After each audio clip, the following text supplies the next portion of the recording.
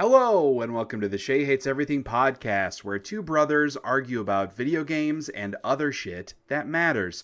My name is Shea, and today I hate being congested every time we do a podcast. And my name is Kyle, and I hate being congested sometimes when we do a podcast. Yay. Yeah, man. Tis the season, as they say. Both of us were sick for Christmas, which is delightful. My children were also sick, which was significantly less delightful. I'm feeling awesome. Like, I feel great. I'm in a good mood. I'm just still congested, and that's very frustrating. I don't know. I don't want to speak for you, Kyle, because you maybe are not in as good a mood, but I know you are not sick anymore. You just are congested. Yeah, and I'm really, like, the congestion's not, it's certainly not all that bad. Probably not even as bad as yours, but I'm in just a terrible mood for no reason. I've just been in a bad mood all day, and I have no excuse for it because I logged on to work, took one Teams call, and that's all I did today. And I played and beat Killzone 2. I watched my buddy play Batman Arkham Asylum. Like, I have zero excuses for being in a bad mood. I just am. Yeah. You're a person. You're allowed. None of this is to pass judgment or condemnation for you just being in a bad mood. However, it does remind me of my son, who is 3, often is in a bad mood. He's a very emotional kid. He's got big feelings. He's at an age where he doesn't know how to handle them or process them. And we are learning as parents how to help him do that because our oldest, who's 5, is just much more even-keeled than my son is. And he will often come up to me or my wife and say, Dad, I'm in a bad mood. And I'm like, oh, buddy, why? Why are you in a bad mood? And he goes, I don't know. And that's you're reminding me of him a lot right now. Yeah. Well, you know what? Things don't change. People don't change. And usually our tactic in that situation is to divert attention to something else, which is what I'm going to do with you. Video games? Yeah, let's divert your attention into something else and get your mind off of being in a bad mood. That sounds great. No, this is a very special extra, not supersized, but like supersized if you added it on to all the other content that we do. Yeah. But just an extra special episode of the Shea Hates Everything podcast, leading up to our Game of the Year podcast, which we'll post in mid-January. That's our games that don't suck, where we have a collective top 5 from our huge long list. This year, we just kind of wanted to blow it up a little bit. I've talked in previous pods about just being passionate about diving into this content a little bit more, doing a little bit more with the podcast. That's why we did our Pokemon 151 tier list, which you can check out on our Shea Hates Everything YouTube channel. And so what we're doing this year, I think, Kyle, you actually had the idea to like blow out a lot of these categories. Last year, I think we picked a couple that we just talked about like in January and talked about like our favorite writing and favorite games in X and Y and Z. And it always felt a little bit rushed. And we also used to do 5.5-hour podcasts, and we didn't want to do that this time. So instead, we're going to break them out kind of on their own merit. And we're going to do 3 specific episodes with a couple of categories in each episode leading up to that top 5 games that don't suck. So today, kicking us off, we're going to be talking about our favorite moments in games, the worst mechanics of the year, the best characters of the year, and my personal favorite, Kyle came up with this category, the Shea Hates Everything branded Okayest Game. The game that was okay the most. It was the least, like the least friction in a video game. Like you played it, you experienced it, and you mostly just forgot about it. Yeah, Yahtzee, who used to do 0 punctuation at The Escapist and now is at Second Wind, he does his like top 5, bottom 5, middle 5, and the middle 5 is always like a meh category of like the games he cares least about, top 5. And I feel like Okayest Game is less of a negative spin compared to what he does. Right. But it's a collection of games that you probably won't hear of in any other categories or on our top 10s or top 5 collective episodes. So, that's sort of the structure that we're going with in this episode. No idea how long this is going to end up being, but we'll see. Man. I don't know.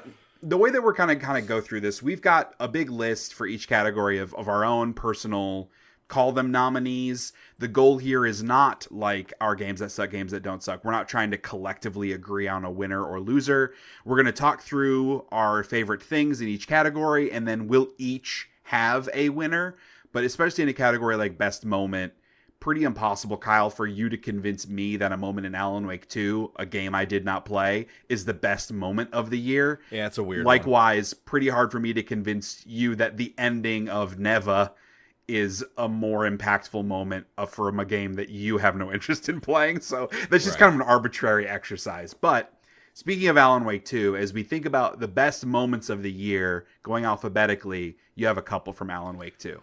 Yeah, dude, like the Lake House DLC specifically, which is what released this year, because the Alan Wake 2 proper released last year. Go listen to our Games That Don't Suck podcast to listen to Kyle talk about Alan Wake 2 for an hour. Oh, hell yeah, dude. I promise this won't be for another hour. I'm going to keep these short because we have a lot of stuff to get to, a lot of things to celebrate in this particular category. But a couple of fantastic moments in Alan Wake 2, and spoilers for Alan Wake 2 Lake House DLC. So check your timestamps if you want to avoid spoilers.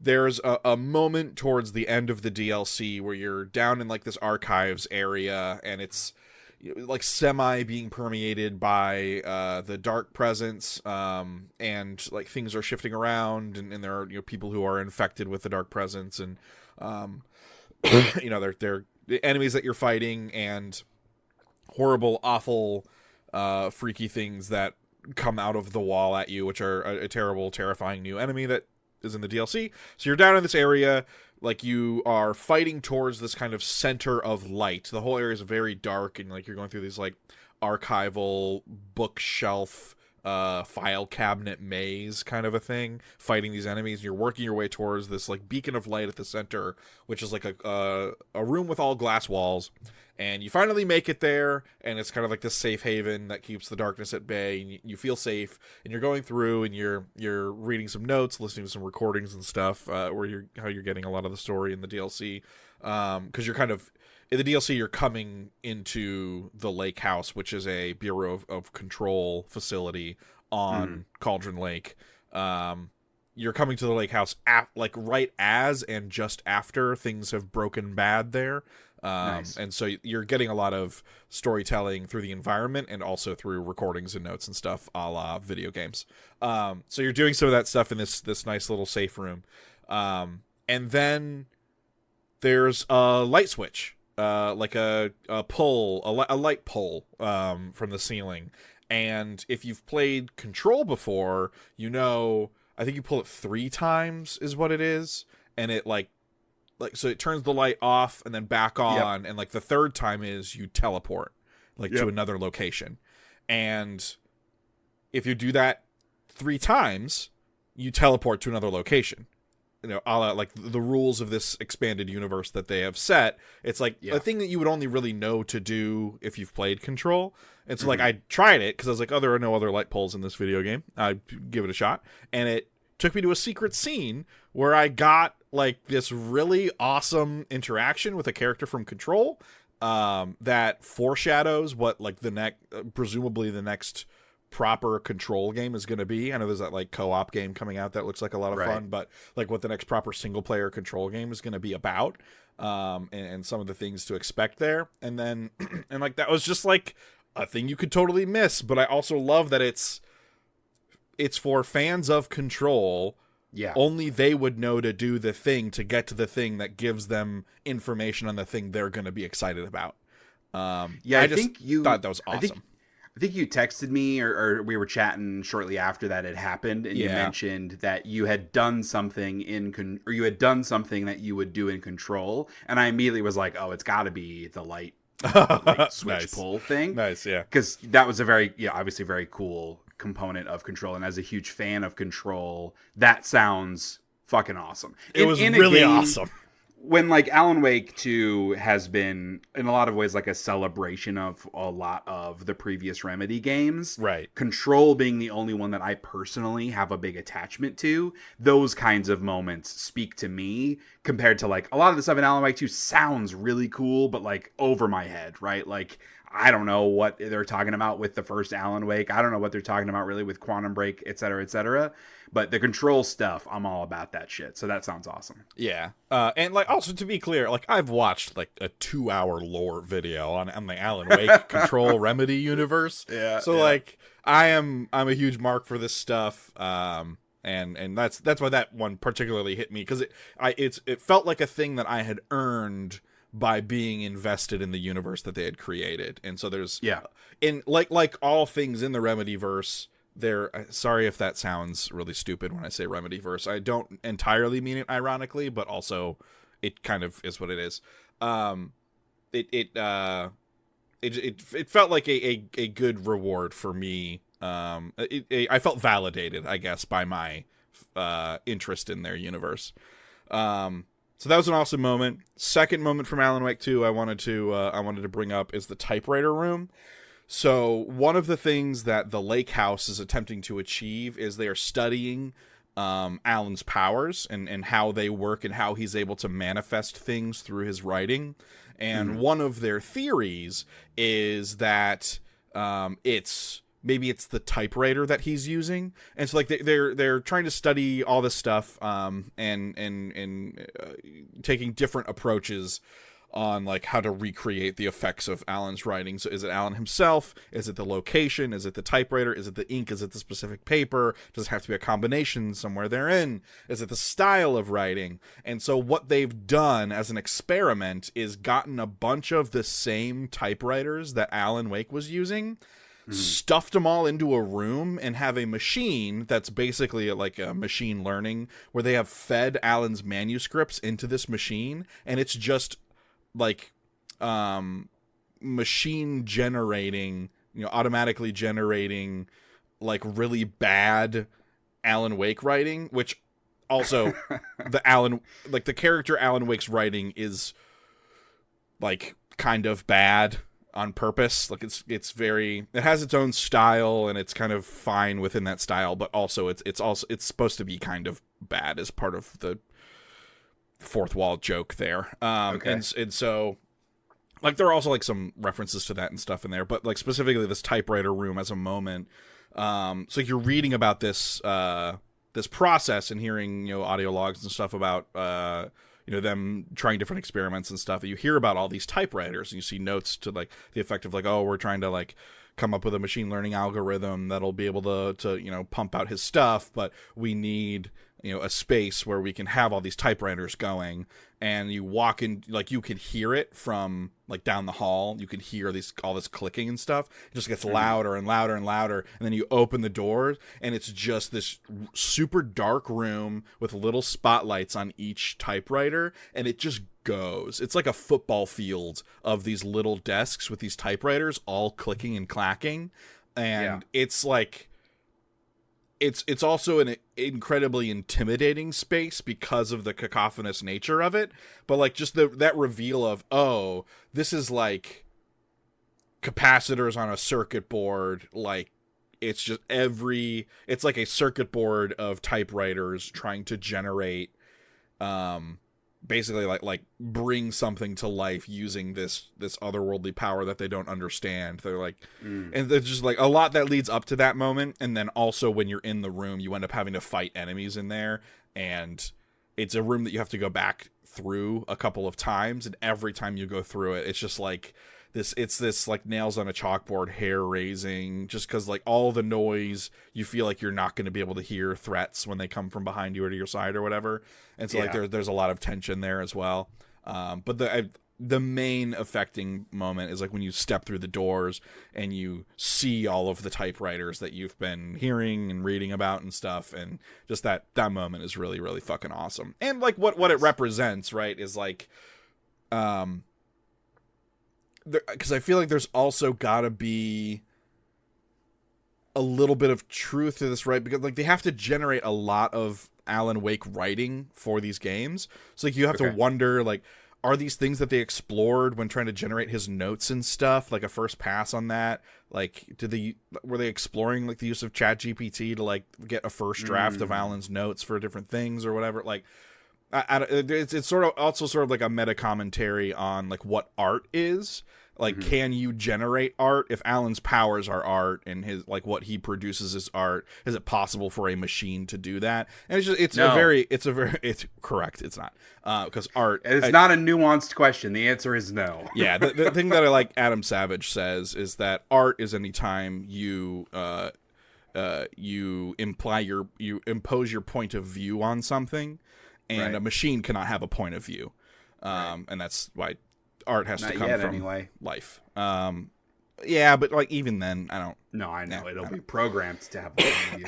Exactly. Yeah. Which other argument? Maybe we are too, because we're also ones and zeros just through electrical impulses. But anyways, Typewriter Room is super awesome. Alan Wake 2 is great. It's a bit of a thinker. Like that, the idea of the typewriter room is also fourth wall breaking in that, you know, it's very topical and, you know, probably things that they were wrestling with, conversations they were having in the studio at the time of making it. And, you know, are they going to use machine learning to generate assets or no, et cetera, et cetera. And so it's just like a really, really, really cool moment. Nice. I've got a couple from Astrobot here to talk about. And honestly, Astrobot is a game that is made up of tons of like little awesome, adorable, fun moments. So I could make this list exceptionally long. That's true. Hey, when you know the level where you're catching the monkeys, and when Kratos gives you the axe in the Kratos level, when you get to play as Nathan Drake, like the chase sequence at the end of the Nathan Drake level, there are a lot of like really fun sequences. I just picked a couple that really stood out in my mind.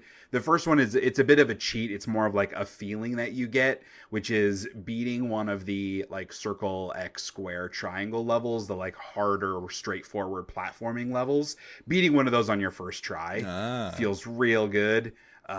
I can't speak for anyone else. Maybe it's because I'm an old shit gamer. It was rare that I beat one of those on my first try. Right. And I always had my kids with me, and they were, you know, my cheerleaders. But when I could go in there and do it on my first try on a level, it felt really good, and it felt extra good with my kids congratulating me at the end.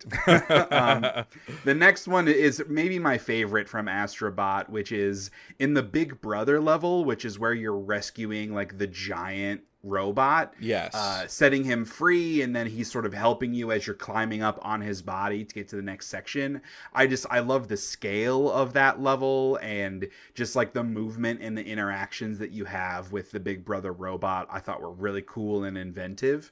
And then finally, the goofy moment nomination for me is it's one of the early levels where you're sort of bringing nature back. I think it's the level where they introduce the mouse power up to like shrink. I could be misremembering, but there's a section where you jump on a I was about to say 6-axis controller. I've been playing Ratchet and Clank on the PS3 emulator. What's the fucking PS5 controller called? The DualShock. Whatever. The controller. You hop on a controller and you're using it to aim to shoot water at this giant tree so you can run up him.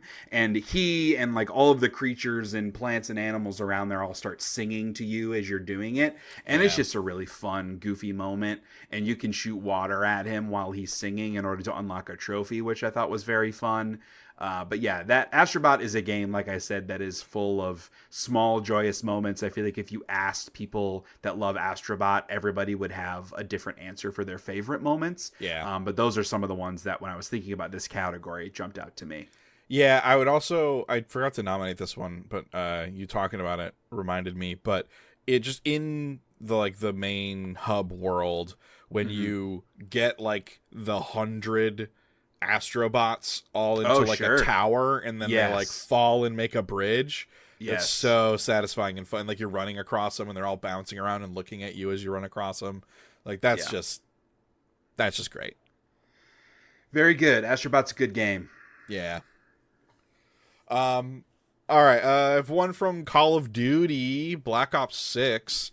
And it's the surprise zombies. when you're in that facility and running around, and then you go down like an elevator, and you're looking for some tech. I don't remember exactly what the MacGuffin for that particular level is, but you go down into a really dark area, and then like your dude's freaking out and having all this PTSD, and maybe a lot of it's like chemically induced because you've been inhaling stuff, and it just turns into a COD Zombies level. Yeah. Like in the campaign, which is crazy. Like that's I don't know. I would like that's a fun idea. Like that like when I first saw the zombies coming through, I was like, "Oh shit. They're doing this in the campaign." That's wild. I like didn't want that because I hate the spooky stuff. Sure. But it was very, very cool. Like I really enjoyed that whole sequence and just the layout of that whole level. Yeah. It was very Prey, very Control. It was super cool. Totally. But yeah, going down that elevator and then fighting that boss with the zombies rushing you, and you are like setting up machine guns. Yeah. That whole section right there was very, very cool. Yeah, for sure. Helldivers 2 is a tough one when you think about best moment. So like Astrobot is a game that is full of like little tiny authored moments. Helldivers 2 is a game that is full of random, emergent, non-repeatable moments, but trying to capture some of the magic in a more like scaled way. The two that I sort of listed here, one is just the good vibes of spreading democracy with your bros, and that's just hopping in a mission with a bunch of randos and jumping on someone's ship and just passing hugs around. Yeah, it feels so good. You could also put some rock paper scissors in there if you're vibing with that, but hugging a rando online is a very rare experience in a multiplayer game, and the fact that this is co-op, I think, lends itself to more wholesome interactions with strangers on the internet. But yeah, hugging squad mates feels good. Yeah. And then holding the line at extract. I feel like if you're gonna pick a moment in a mission where shit's gonna be craziest, it's usually gonna be at extract. Bunch of extra spawns are happening. You've got a timer ticking down. You're likely low on health or low on respawns, low on ammo, and that's when like shit usually hits the fan. And no matter the enemy, if it's the Terminids or the Automatons or the new Illuminate faction, when you're just getting like mauled and overrun, especially in times where like you're the last diver standing, there's no respawns, so you're trying to hide and run and just like waiting for that 30-second ticker to tick down so you can spawn in another squad mate. That's some of the most like intense feelings I had when playing a video game this year. So I feel like it's worth remembering, even though it's not like a specific moment, you know? Yeah, and I mean, like, so I think all the rest of these other moments that are on here are pretty authored, intentional moments, and so it's fun to have a couple on there that are like, they're authored in a way, right? Like they've you're the author. Well, like no, I mean they made the game in a specific way to like generate those kinds of moments and make those possible. But it feels like you have more of an ownership over it, right? Because it's not guaranteed every time. All right, I have 3 Indiana Jones moments. You have not played or finished them. Oh, well, that's not totally true. Unless the opening means something I don't know that it means. Well, yeah, okay, so we can talk about the opening, which is the very first thing you do in the game. You get to play through the fucking first so many number of minutes, the first little tomb from Raiders. Mm-hmm. And that's the opening of the fucking game. You get to play it, and it's also a tutorial, which is super smart. Yeah. And keeping best moment positive, I will say I didn't love, like, I totally get it from a tutorialization perspective, from a, hey, we're setting up the vibes here, this is how similar this should all feel. I understand all of that part of it, but I wasn't in love with that being the beginning of the video game. Really? To me, it kind of highlighted the Uncanny Valley stuff a little bit, because like it doesn't look like the movie. It looks like a video game version of the movie that's trying to look like the movie. It just, I feel like the rest of the game looks way better than the opening does, and I also feel like that kind of shoehorned them into specific mechanic choices because they have to recreate the beginning. I don't know. I would have preferred it start with a made up scenario, or even start at the school and then the tutorial happens afterwards. I don't know. It just felt like a weird way to start the game to me. It got me like 100% on board when I played it. I was like, okay, yeah, they know what the fuck they're doing. Like I appreciate they are giving this to me right away, so we can like I can really enjoy this and then trust that they're like now I am bought in, and now I can trust them to be able to, you know, deliver me something of their own, and that's something that's unique. Like we got the fan service out of the way, as amazing as it was, and we can move on to the original content stuff. It felt like making that the tutorial, I felt like was like super smart. Mm-hmm. It worked for me really well. You wrote the ship down. Is this the airship? No. Okay. I was going to ask if there's more on the airship than the section that I just played today. So, for listeners that have finished Indiana Jones, I just finished the Italy section, and I just landed in Giza. I was trying to remember what. Yeah. I was like, I don't think it was. Yeah, it's not Gaza. Yeah, in Giza. I just landed there, but I have not done anything yet. So I'm still. I mean, I'm not early. I've played like 6 to 8 hours of this game. It's just I did everything I could because it's really good. So I'm not far enough for Kyle to spoil a bunch of stuff because I'm selfish. Yeah, I think that's fair. And so like for people at home, if you have played it, the moment/sequence that I'm talking about, they showed it, you know, before the game was released. Okay. It was some of the footage that was released ahead of the game coming out. Gotcha. I think like that sequence, the way that culminates after what they showed prior to the game's release is fucking awesome. Also a lot of good build up there. And then the last moment, again, keeping this vague for Shea's benefit, what happens to the bad dude at the end? It is the most Indian. Actually, it's really just the whole ending. The whole ending is the most perfect Indiana Jones movie ending I could possibly imagine. They wrap everything up so well. It's such a fun. Oh man, they do such a tremendous job with the ending. I'm psyched. I just had a great big fucking smile on my face. And there's a little secret thing too. If you do a lot of the side stuff, not a lot of, if you do all of a specific thing of the side thing and then do another thing, you get a little fun nugget that also brought a smile to my face once I realized the context for it. So yeah, I'm very excited. It's a really good video game, man. Y'all are listening to this in like whatever it is. I don't remember the date that we're posting this, the Thursday.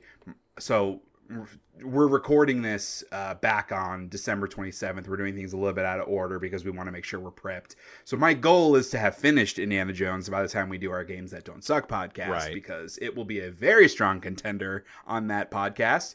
But yeah, just not far enough. I will say, like, it's hard to pick one, and I'm sure there are many great ones as the game continues, but both of the big tomb raiding sequences that I have done have been fucking rad. Yeah, dude, there are so many. And so a lot of the side stuff in Giza includes like little mini ones of those, and that stuff's all really worthwhile, I think, because those are some great fun puzzles.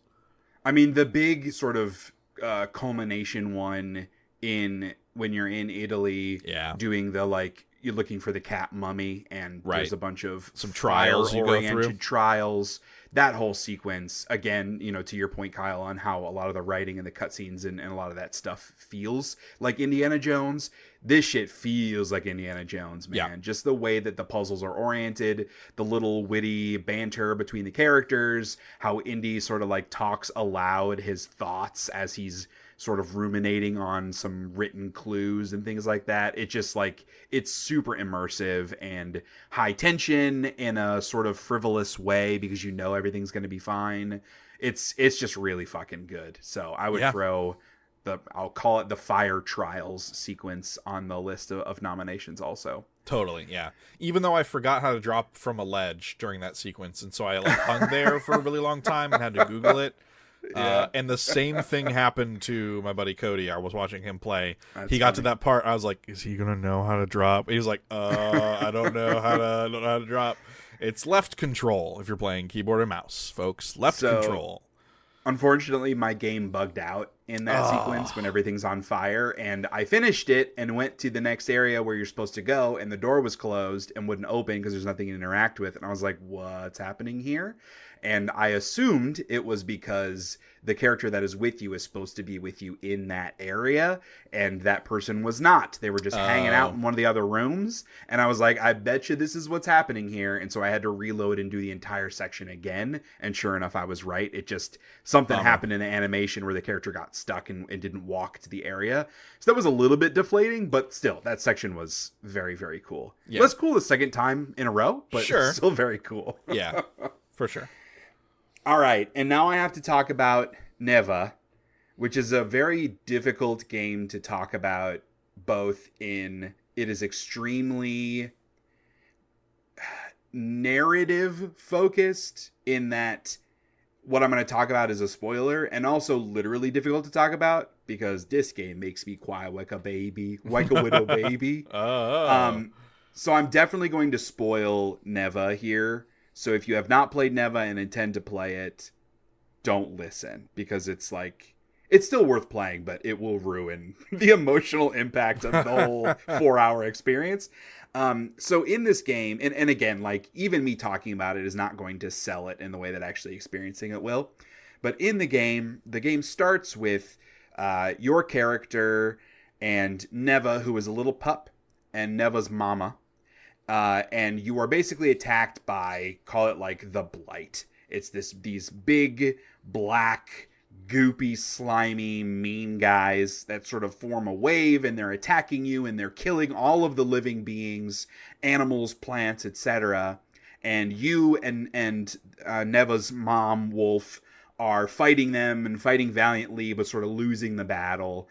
And you get sort of hit to the side, and you're kind of down for the count. And then Neva's mom is there. I don't remember that character's name. But Neva's mom is sort of fighting by themselves, and then they have this big triumphant thing where they're gaining ground, and you're trying to get up, and you just quite can't. And then another wave comes and takes out that character. She dies. Neva comes in, sees her mom being dead. It's very Lion King. It's exceptionally sad. And the rest of the game takes place over the course of a year. Each sort of act is broken into seasons. And so it's Neva growing up, you raising Neva, and also trying to attack this Blight and sort of work your way up literally and figuratively to the leader of the Blight. Eventually, the game culminates in a final boss battle against the queen of this darkness. You defeat her. Everything's good in the world. The greenery comes back. The animals are back to normal and no longer like mossy, acidic monsters. And you're all good and you're chilling. And Neva at this point is older now. She's got a badass scar from when you fought the queen. And she finds a mate and has a baby. And so you and Neva and now her daughter are all hanging out together and having a great time in this beautifully painted forest in the game. This game is absolutely fucking gorgeous. And you're sort of like running to the right, as you do often in this game. And then all of a sudden, sort of a repeat happens where in the opening of the game, you see this bird flying, and then all of a sudden it just drops from the sky. And when it lands, it dies, and this blackness spreads from it. And as they're running, you see a bird flying in the sky, and all of a sudden it just drops to the ground, and this blackness spreads from it. And you as the player are like, wait, what? That's the whole thing? Is this all just a big cycle where like me as the character, I'm raising this sort of champion wolf character, and each time to defeat the blight they die, but they pass on their power to their next generation, who then also dies the next time and passes it on. And so I'm just locked in this like forever battle against this blight. That's depressing as fuck, and totally something that I should have seen coming. And then all of a sudden, it like literally the same thing happens. You and Neva are fighting, you're winning, and then you're losing, you get knocked to the ground, Neva's fighting, she's winning, she gets attacked again, the queen comes out, pulls out her blade, and is about to kill Neva, and you're like, motherfucker, why are you putting me through this? And then Neva's daughter comes in, and she roars and joins the fight, and together they beat the queen. Neva seems like she may have been slain because of all this, and you and the daughter now are like working together, and you're singing the song or making this sort of choral noise that revives Neva, and then that's the end. And so you actually defeat darkness for good this time. And it's this, you know, I was talking to my wife, she watched me play through the game, and it's a very thematic experience. There's hardly, the only dialogue is like your character shouting the names of these other wolf characters. And so it's really like what you bring to it, right? And in talking to my wife, she was like, for me, this felt like breaking a cycle of like parental violence, where the king and queen of the darkness are these parental figures that pop up into your life and just destroy things. And that evil sort of gets passed down generation to generation. That trauma gets passed down generation to generation. And only by those generations working together can they actually get rid of it. The mother and the daughter working together get rid of this like negativity. And I thought that was a really beautiful sort of opinion on what maybe the themes were of the game, and really hit home with me. And I just really love the breaking the cycle moment where it feels like they're about to give you an artsy fartsy sad ass ending that would have made me angry, but they didn't. It ended up being beautiful and really momentous. And yeah, that game is awesome, and certainly one of the better endings of a game that I've played this year. Yeah, sounds fine. Uh-huh. No, that sounds awesome. You kind of sold me on maybe playing that. Yeah, we can talk separately. We can talk separately about the game itself. I have some criticisms of the actual gameplay in the game. Sure. But the sort of, it's not a story, right? But the sort of loose narrative I thought was extremely compelling. Yeah. All right, moving on. Planet Crafter. This is a survival crafting game that released this year. The moment that I want to talk about is actually on the DLC planet. So the game came out. It enjoyed it greatly when it released. Played with a friend, and spent a lot of time on that original planet, playing through it. And it's sort of like, the thing about Planet Crafter is you're terraforming the planet. And so when you terraform, it is like actually like the water level, like, so you're generating heat and oxygen and other things and putting them up into the atmosphere. And then over time, the more of that you do, the more the planet changes. And so it starts with clouds, and then it's rainfall. And when the rain falls, the water level starts to rise. And so, you know, you better hope you built your base on top of a very tall hill, because the water's rising. And then once there's water, there can be moss and algae. And once there's moss and algae, then you start getting like grass and other plants. And then eventually you get animals, and you're like genome sequencing animals and all this other stuff. And then the base planet also has like some kind of mysteries and stuff to solve of like a civilization that used to be there. And then eventually, like, you're trying to get off the planet is the goal. Like, you want to fully terraform and then leave the planet. And then they released a DLC planet called Humble, that my buddy and I played. We didn't play it to completion, but we were really impressed with like the terraforming stuff and the way in which the environment was changing and new paths and things were opening up in the original planet. In Humble, the creator really kind of like amped that stuff up. Because like it goes through like the same cycles, you know, the clouds, the rain, the water rises, and moss and trees and all that other stuff.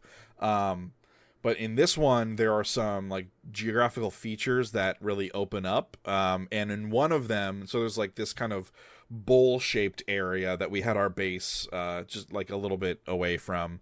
But we had like a couple of miners set up in this kind of natural depression with some cliff sides and stuff. And as we were terraforming, like we were going back to those miners to pick up resources and stuff. And then I went one time, it was like floating in the air. And I was like, oh, dude, Cody, you placed the miner in the air. Come on, man. That's not aesthetically good.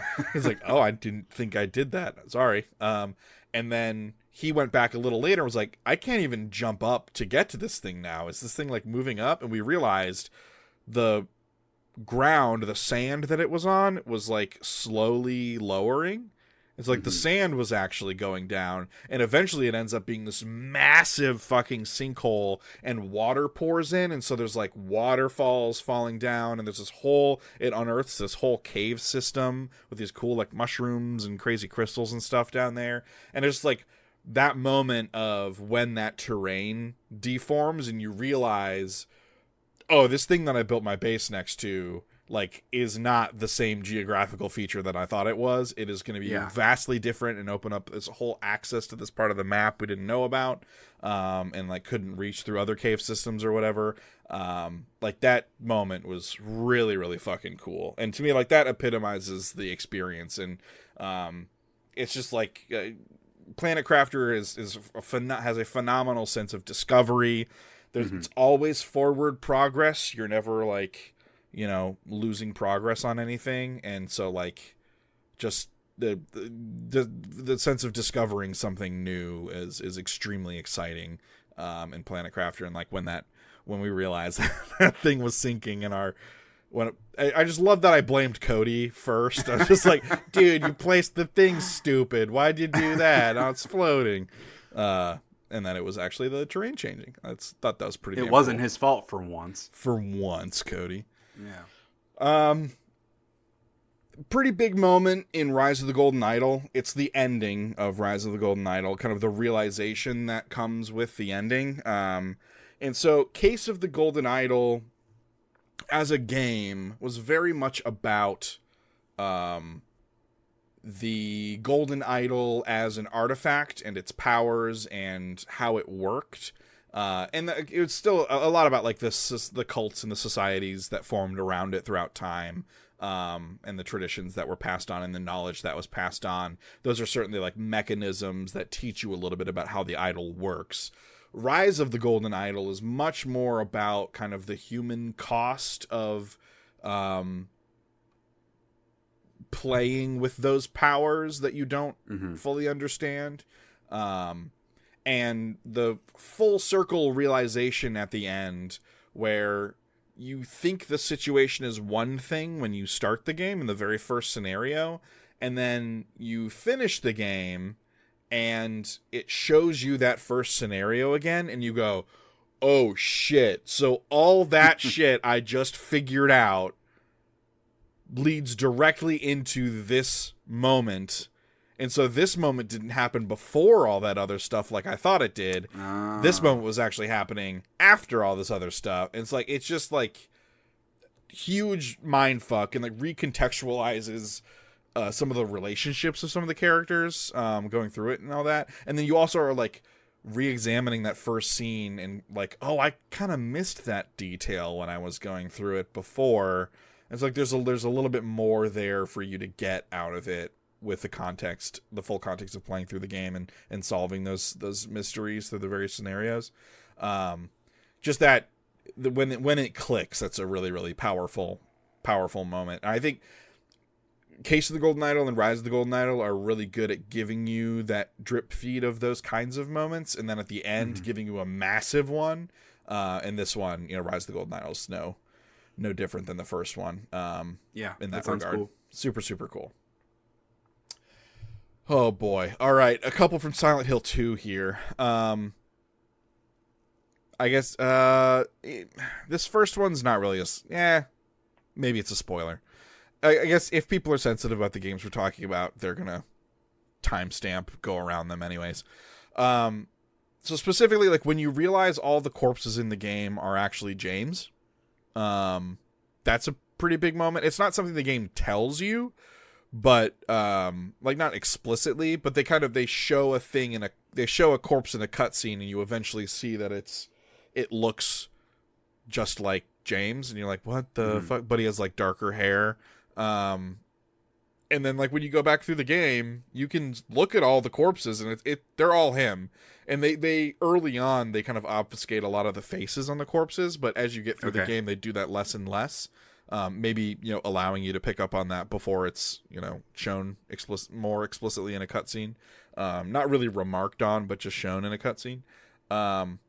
It's like that's a really cool moment. It's another one of the same ilk as Rise of the Golden Idol moment, where it recontextualizes some things, and also like it raises some questions about the nature of Silent Hill and James's presence there and the things that he's going through, and that the other people who are there. It just raises some questions about like what is real in that space, which I think is really, really interesting. Is that in the original game, or is that new for the remake? I believe that's a thing from the original. Okay. Yeah, I don't think that's something new. believe that's from the original. I think all the corpses in the original are also supposed to be him.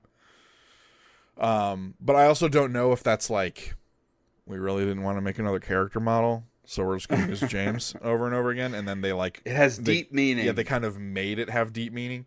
I don't know. Second moment from Silent Hill 2, when Pyramid Head just kind of shows up. So like he's teased, and you get like some good little moments with him and a little fight with him, and then like later on in the game you haven't seen him for a while, and you open a door and he's just fucking right there. Like apropos of nothing. Just the most terrified I was ever in that game. And like I was pretty tense the whole time playing it. I mean, Kara watched me play, and my buddy Cody watched me play most of it. I was terrified playing that game. When I opened that door and Pyramid Head's just like, yo, what's up? And like starts stalking toward, like I fucking lost my goddamn mind. Just not prepared at all. Because I feel like the game does a decent job of signaling you when danger's close. There's a lot of like, audio and visual elements to kind of like clue you in most of the time. And this one, it was literally, there was no warning. It's just like opening another door. Fuck! It's like, there he is. And that's just, I find that terrific and terrifying, but also terrific. Sons of the Forest was another game that came out this year. This is a super interesting survival game in that, so it's a sequel to The Forest. It's super, I think it pioneers a lot of mechanics and stuff, and one of the mechanics that it pioneers in the survival genre space is AI companions. And you start single player if you're playing single player or with a certain number of I can't remember if you could opt out of him or not, but so anyways, this NPC that you could like kind of give some orders to. He had a brain injury in a helicopter crash, and so he's mute, but you can like give him menial tasks and he'll do stuff, and so you don't quite feel as alone on the island. And then one of the people that you're there to save is like a famous dancer or something, and her name is Virginia. And you like, the game can be very dark at night. And the way I encountered Virginia for the first time was that I was like kind of wandering around collecting resources, trying not to run afoul of any of the cannibals or monsters on the island. And then I just saw like this flash of white, like between the trees in this like deciduous forest. And like kind of followed it to a stream, and Virginia was there like drinking from the stream, and like turned and saw me and ran away. And then I encountered her once where I was fighting some cannibals and they were attacking her. And so like I kind of like rescued her from these cannibals. And this is all like, I'm sure this is scripted to a level, but it just feels like another random, like it feels like she has AI and is wandering around the island, and I'm just happening upon these circumstances. But like, I like saved her from some cannibals and she ran off. And then like after seeing her for like a couple, like she would like come close a couple times. And like if I had a weapon out, she'd stay away. And if I put the weapon away, she would be willing to get a little bit closer. And then eventually she like brought me like a gift. And she's not speaking either. Oh, and also I missed the part where she has 3 arms and 3 legs. So like she didn't have those when we looked at her picture to rescue her. So something crazy happened. She has 3 arms and 3 legs. And like, so she like brings you a gift at one point. And then eventually, like, because you can give her a gift, and like, you know, continue to earn her trust, and then eventually she can become like the other NPC. She can become a companion for you, and she'll like hang out at your camp and stuff. You can give her like weapons and armor and all that, and she'll like fight with you and like defend your base with you. And like that moment of earning Virginia's trust when she's like very like skittish, like an animal almost, trying to like a dog trying to earn its trust, not to like belittle her as a person, but like she's not talking and she has 6 limbs. But it's just like a really, really neat kind of like human moment in this setting where you're otherwise feeling really isolated because there's no one to talk to. And the only other person you have there with you is like, you know, he's gone through some stuff and he's mute and he's like not at full mental capacity, but he can only like do small chores and stuff. And so like there's an element of like you're kind of having to take care of this other person to a degree and like keep him out of danger. And then like to have another person that you can rely on is like a really big moment, and also totally unexpected. Like I had no clue that was going to be a thing when I hopped into the game. This was like early days before a lot of people had played it. But yeah, that moment of earning Virginia's trust when you realize like, oh, I'm going to sit by my campfire and she's going to come sit with me and she's not leaving. That was really, really cool. Nice. Yeah, that sounds wholesome. Yeah. In a game full of like mutilating corpses and sticking their limbs on pikes to keep enemies away. Nice wholesome moment. All right. Space Marine 2. I think you wrote this one down, but I can piggyback on it. Oh, please do. When the giant hordes come flooding in. This is a, Helldiver-esque. This happens many different times on many different levels, but there is like an overwhelming badass sense when you get attacked by giant waves of enemies. There's like hundreds of dudes on the screen. Yeah. I think they do really cool things with scale in that game. Yeah. I'll go ahead and add the prologue because it kind of ties into what you're talking about. Right. At the end of the prologue, when you're kind of holding the line, waiting for whatever the nuke to go off or whatever it is, you have that first big moment where you look out over the vista and just see hundreds and hundreds of the enemies like running at you. Yeah, and you're by yourself. And you're by yourself, yeah. And then you've got that big boss battle where you're sort of just like trying to survive as long as you can. Yeah. That's a pretty cool sequence. One I didn't write down that I actually think is deserving is the first time you get the jetpack. Oh, that dude, level yes. where you have the jetpack is you're right. fucking awesome. That rules, man. Yeah, again, it's just the feeling of ultimate power. I think Space Marine 2 is similar to a game like Astrobot in totally opposite ways. Really good at finding little moments of awesomeness. The awesomeness in Space Marine 2 just happens to be like ripping the arm off of an alien. But there's lots of really, really great, both emergent and like kind of what you're talking about with Helldivers, where it's clear that like the game direction is behind, like working underneath the covers, right? To like set up these moments that feel like they're specific just to you, right. But really it's all of like the shit under the table, the things working in the background that create those emergent moments. Space Marine 2 feels that way in a little, in a more linear way, but just the way that shit goes bad in that game feels very specific to like, no one's ever experienced this except me, right? Yeah. But I'm sure lots of people have, but it feels like only in my instance did this X happen. Right. And I think that there's a lot of those cool badass moments in that game. Yeah, I agree for sure. Thank goodness you're here, slapping that food truck guy on his ass. Yeah, he hates it. He gets super mad. It. He gets so mad about it. Like I love that. Like you can slap anybody else in the game, and they're all just like, oh, and like they're very tolerant of your slapping. You slap that food truck guy, he's like, I'm closing for the day. Yeah, I'm done. I mean, when you have an ass that's that big, dude, it kind of only goes in two directions, right? You either just get used to people slapping it, or you reach a point of no return where you're like, if one more fucking person slaps my ass. I was that one more guy. Went the latter. Yeah. I was that person.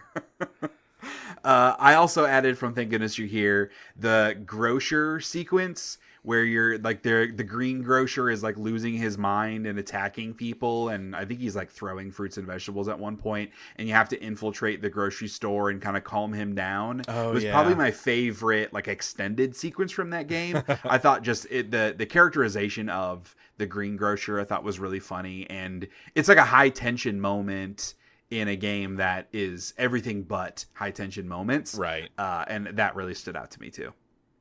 Yeah. No, and then last on the list, the Plucky Squire, the first time you leave the book. Oh, yeah. This is a moment that like I was anticipating because I saw the trailers for this game and I knew what it was going to be like. I will say that like when you get out into the 3D world, it's not as interesting as the stuff that's in the storybook.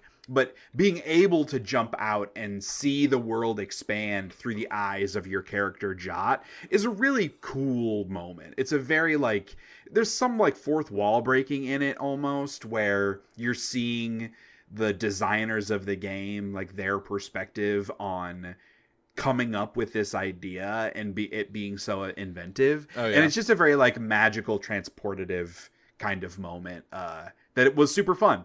And then they add mechanics where you manipulate the book when you're outside of the book and all that kind of stuff. But that first time where you're given a portal and jump out and you see Jot transform into a 3D character, pretty fucking cool. Very magical feeling. Yeah. I can't wait. All right. I've not played it because I'm waiting for my physical copy to get to me because I'm a freak. So. No, I get it. If you had to pick one from your list of nominees as the best moment for you, what would it be? I have to pick one. I put so many of these on here.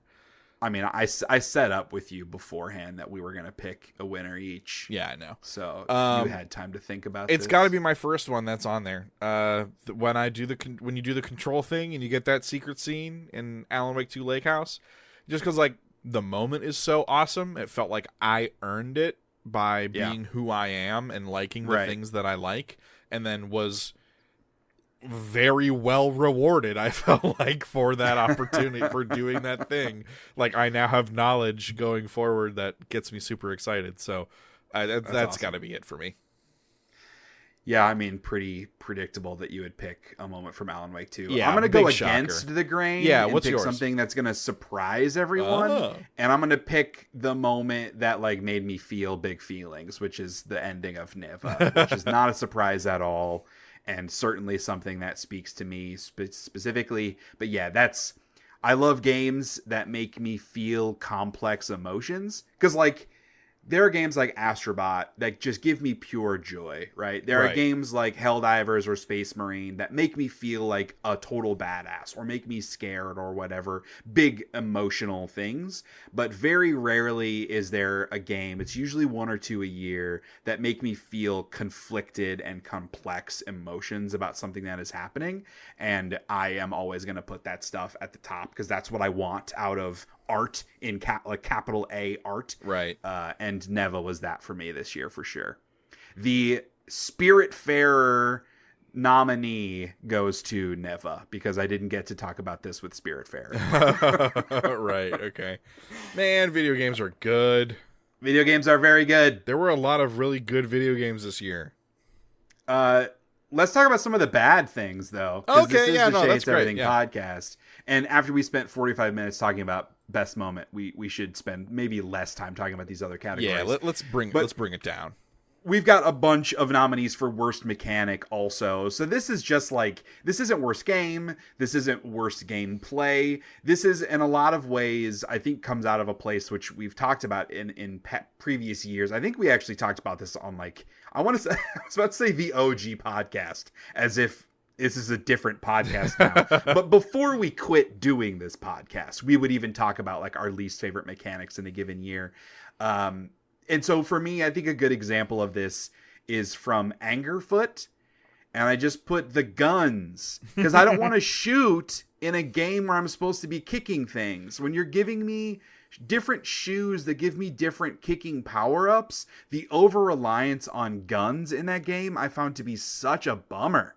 And it annoyed me. I get it. You need to have some sort of ranged mechanic because enemies have guns, but come up with a more creative idea. It would have been fun if like you could kick really hard and there's like that's a what gust I was gonna of say, air. dude. Yeah, or let me throw a shoe. Yeah. Who throws a shoe? Seriously. And that way you only get 2 shoes. So you only get to do it twice, and you got to go pick them up and put them back on your nasty, stinky toes.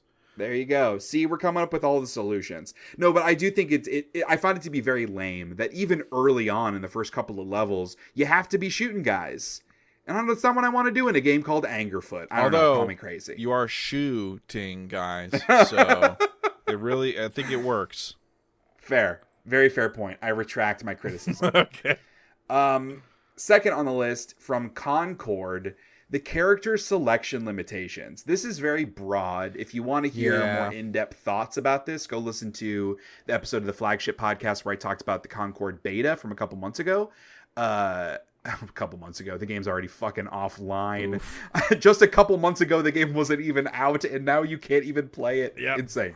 But the short version is that they set up a card system for the characters. I believe there are 16 characters, and each character has multiple variants, which are on the cards. And when you select your roster of potential characters for a given ranked match, you can select multiple variants of the same character, right? So I might pick the shooty dude, one with a passive that gives me faster reload, one with a passive that lets me jump farther. I'm making those up. That is very dumb because you very quickly run out of room on your character selection. It doesn't take into account team composition, the characters my other teammates are picking.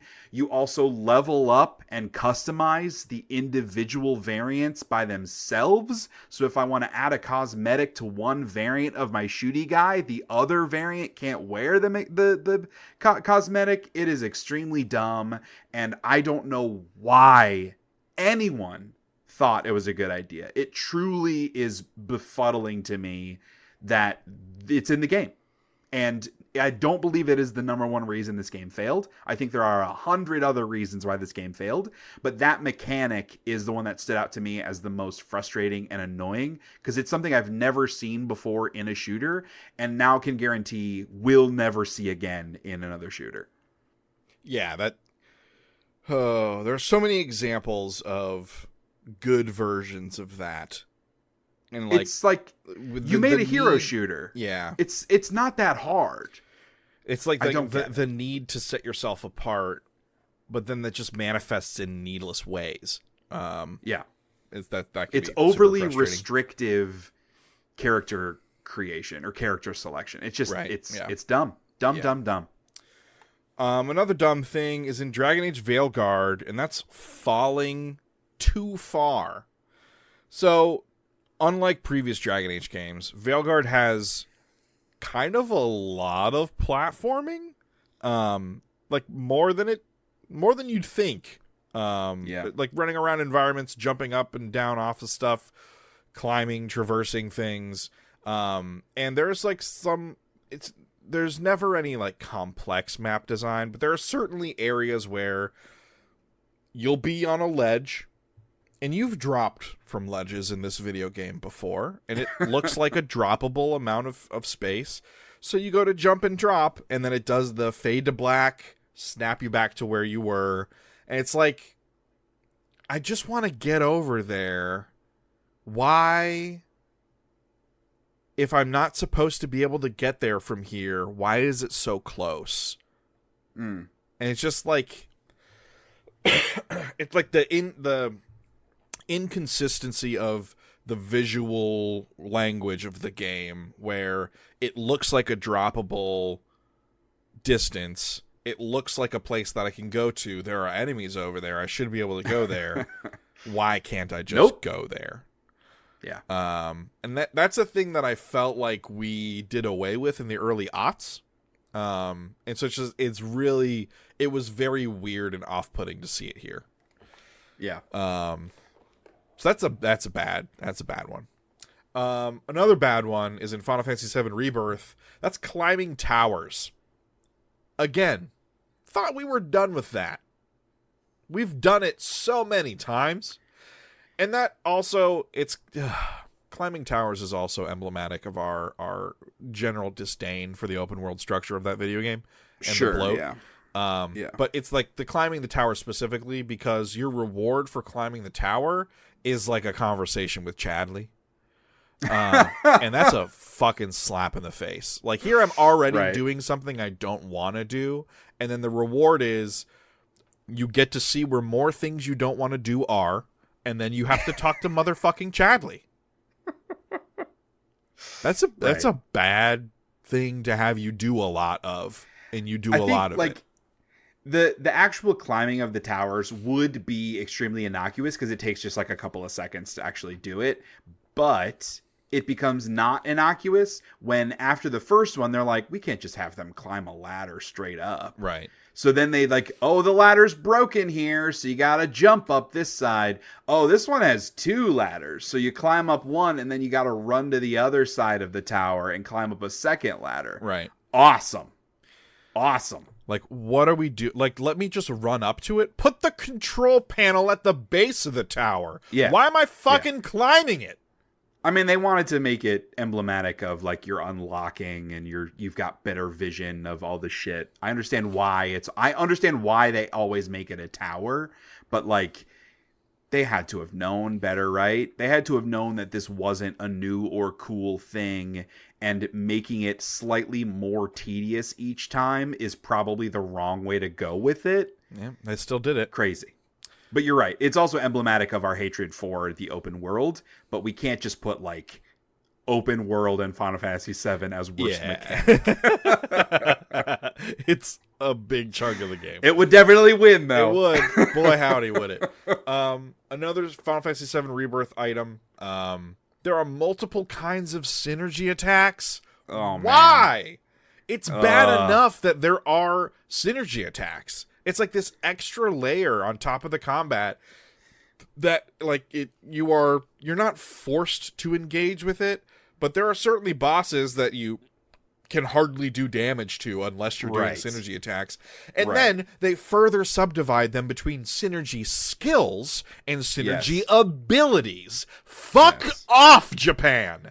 Fuck off. Even in that first, because I quit after leaving that first big area, and even at that point, it was like one too many sub-screen in my combat menu. Yeah, dude. Like it had jumped just by one at that point, and I know they introduce even more later as you go in the game. But yeah, it was the synergy stuff that was the straw that broke my proverbial camel back. And it was, I was like, this is unfun. I'm vibing with the normal combat that is pretty much a mirror to Final Fantasy VII, whatever the fuck the first one was. Remake. What was the first one? Remake. That combat. It felt very similar, right? I was playing as Tifa. I was punching everything I could punch. And it was fun. And then they added like, oh, well, if you do a certain thing with Barrett, then you can do the synergy attack. And I was like, no, I don't. What if I don't want to do that? Right. And I remember talking to, I think it was Cody at the time, who was like, oh yeah, you're gonna want to figure that out because you need to do that later on. Yeah. And I was like, oh cool, pass, I'm out. Third and final thing from Final Fantasy VII Rebirth: the Chocobo stealth quests. Did you get to any of these? Are these the ones where you just have to sneak up on one? Yeah, but they're always like little puzzles. Like you have to avoid the other chocobos, and it's very slow. And like the stealth, like the vision cones are not clearly shown to you. It's a little trial and error. Yeah, yeah. It's clumsy and bad, and like they didn't have to be there. None of the shit had to be there. That's because I could put the fucking Moogle chasing minigames on here also. Right. That stuff's ass. Ugh. It's ass. I hate all of it. FF7 Rebirth. We're just adding a fourth one. Bullshit. Moogle bullshit. Dude. Final Fantasy VII Rebirth. What else? Too many zip lines. Oh God! That place, the Costa del Sol, that whole area, all those zip lines, trying to navigate that area sucks. All right, now we're getting to nitty gritty. We talked a lot about Final Fantasy VII Rebirth on the Games That Suck podcast. We have to move on. Okay, fine. Five is not enough, but fine. Ragdolling in Helldivers 2 sucks. I hate getting knocked down in video games. It's very funny, happens though. Way too much. It is very funny, usually. Especially sometimes when it like extremely chains, frustrating. And you get ragdolled into one of the explodey plants, and then you ragdoll into like another explodey plant. Ugh. Again, it can be very funny, but there are times when it is less funny when you're actually trying in a mission and it happens, and that is not as funny. They have patched the ragdolling a lot. Some of those patches have made it worse. Some of them have made it better, at least less frequent. There's a new thing now, which I'm not sure how I feel, where when you get ragdolled, you don't automatically stand up, which makes it easier to pop a stim. Because there's less of a delay in between getting ragdolled, standing up, and popping a stim versus getting ragdolled, laying on the ground and popping a stim. I think it's a good change, but also I want to get up more quickly. There isn't a good balance. I hate getting knocked down in video games. But you're right, it is very funny sometimes. Yeah. I also put on this list, this is a really tough one. It's from Indiana Jones in the Great Circle. I don't like the first person to third person stuff. And I'll say I have thought a lot about this. I don't think there is a solution to my criticism. Yeah. So I want to put that out there because I don't want it to seem like I'm complaining and I don't have a solution, because I don't think there is a solution. I think you have to make this game a first-person game because you are Indiana Jones and it feels very cool to punch Nazis in the face with your own little fists. It's awesome. I love cracking my whip. It all feels awesome. Yeah. I don't think you want to climb in first person because the only game that's ever made first person platforming work has been Mirror's Edge. Correct. And I don't know what happened. If everyone on that team is dead, I don't know why no other games can remake that feeling, but no game ever has. So it is possible, but no one knows how to do it for whatever reason. It's just the transition always feels really weird. Going from third person to first person is the worst part of it. I think when you like use your whip on a wall and then you start climbing up and it like zooms out into third person so you can climb on the wall, it's fine. It's a little awkward, but it's like when you hit the top of the wall and as you're climbing, it zooms into first person. It just feels very weird and immersion breaking in a way that, like, I don't think you could make this whole game third person. I feel like you would lose a lot if you did that, but it's just weird. I just don't like it. Like I said, there isn't a solution to this criticism. I just don't like it. I don't like going from first to third person. There isn't another way they could have done this, but I still don't like it. I think it's mostly a you thing. I did not think about that a single time while I was playing. It did not bother me at all. This is my fucking list. I added this. I know. I know it's a me thing. I'm not saying it's objectively horrible.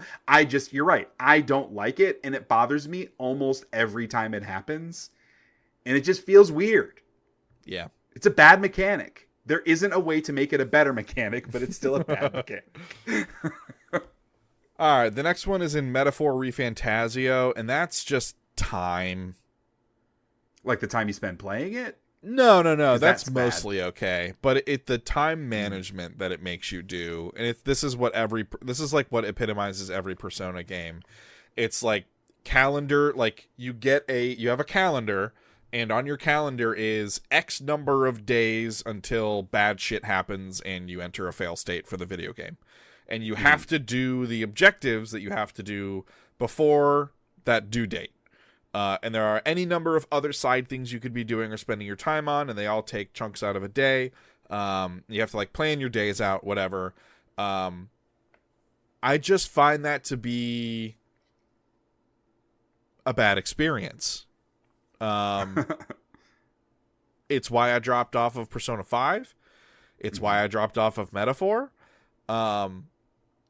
Look, my job as a proposal manager is calendars. I do a lot of scheduling things and working around people's schedules. My least favorite thing in the world is when I have a schedule set and then someone fucks with that and I have to shift a bunch of shit around. That stuff happens in these games where like you have a plan, like, oh, like all the shop shit is cheaper on the weekend. So I'm going to go shopping on Saturday before, which is like 2 days before I have to do this dungeon. So that way I can get all the new gear that I want to get. I can get fully upgraded, and then I can go hit the dungeon really hard. I have an extra buffer day, and I have like just enough money saved up from doing the side stuff to make that all happen. And then you get to the weekend, and like some bullshit story thing happens that you can't plan on or plan around because you don't know what's going to happen, and it like wastes your day. And then you like, okay, I no longer have the discount, so I can't get the gear that I want, and so I'm going into the dungeon not equipped. And like, it just doesn't fucking feel good ever. Like the intent is that it gives the player agency over your time while still like introducing tension. I think it's a really fucking lazy, cheap ass way to do that, and I think it's a horrible mechanic.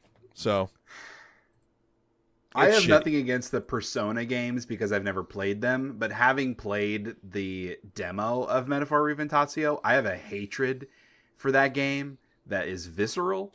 And so hearing you complain about it makes me happy. Oh my god. And that's a sickness that I have, that I'm dealing with. That's your worst mechanic. All right, the next one is less of a worst mechanic and more of a like mechanic that broke my brain, and I know yours also. Yeah. And that's from one button bosses. So there's basically in the game, it's one button and you're fighting bosses. And at least like what I played of the game, you're constantly moving on a track. And that track is essentially a circle. It might be shaped like a square, etc. But you basically are going in a loop around a spot, and that one button that you're pressing changes your direction. So enemies are shooting at you, you need to change direction to avoid the attacks, etc. At a certain point, you reach a level where that loop that you are on is non-linear. So it's not a circle or a square, it's like a V, where once you go off the end of one side, you start on the other end. Pac-Man right? rules. And that's what creates the loop. What'd you say? Pac-Man rules. Pac-Man rules, yes. When you go off the screen, you come on the other side of the screen. And I don't get that, I can't do that. That doesn't work for me. Nope. Because when I change direction coming from the other side of the screen, it just hurts. It hurts my little head, hurts my brain. Doesn't make sense. And I was really enjoying the game, but knowing that that was going to be a common mechanic in the game, I was like, I'm not gonna have fun with this. Same. I'm sorry. I just know that I'm not. Same. It's not the game's fault, but yeah, didn't like that mechanic. Because like a lot of it is that you're trying to dodge like large shapes or lines that are coming in from the center of the screen, and like just trying to get, because like it's fast too. It's really fast. Yeah. And so like trying to gauge the speed. Ugh. In a lot of cases, you get hit once and you die. Correct. Sometimes it's 2-3 times, but you have a very small health pool. Yeah, and there's no invincibility frames. Correct. So I found that to be really frustrating as well. Silent Hill 2, the legs enemies, they hide. I think that's unfair. You should come at me like a real enemy, so I always know where you are. But their gimmick is, before you engage in combat with them, they'll like see you and they'll like walk past a door in front of you, and you're like, God damn it! As soon as I go out of that door, I have to look for them now around corners, behind shit, because they're hiding, and they'll jump out at you and fuck you up. And sometimes there's more than one of them, and that sucks. It's like you never know when you enter a room so there are enemies where like as soon as you get near them, the controller or the audio starts making noises and stuff, and you know that there's an enemy coming. It doesn't do that all the time with the legs. I think that's a bad. I mean, it's not really. It's a bad in that it scares me. Yeah, scary and frustrating. Yes. From Skull and Bones, the mini game that you do for collecting resources. If you haven't played Skull and Bones, you don't play a pirate in Skull and Bones. You play a ship, because you almost never leave the ship, and when you do, you can't really do anything except for talk to a couple of people and buy stuff. You mostly are playing as a ship, and as a ship, you can create a floating saw to chop down a tree by hitting timed button presses. Crazy. It's the laziest, most boring bullshit. It's some phone ass game. I was about to say that's mechanics. mobile game energy. Yeah. Yeah, it's terrible. It's very, very dumb. It is hilarious the first time you do it. And then you realize that you're going to have to do it hundreds of times. And then it's just dumb. Yeah. Yeah.